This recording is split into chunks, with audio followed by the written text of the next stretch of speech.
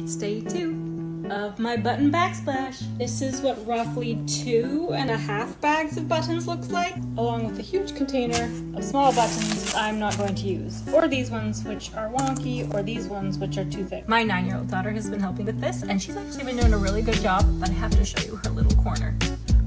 She had to put a pink one in. She was like, "Nobody will see it, Mom, it's under the counter."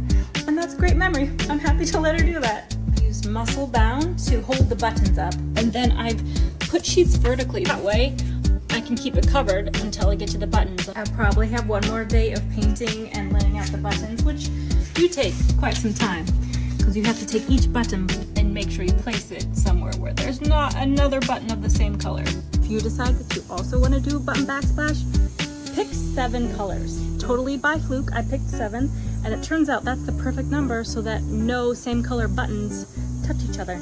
I did end up spray painting the yellow ones, but I also kept some that I didn't spray.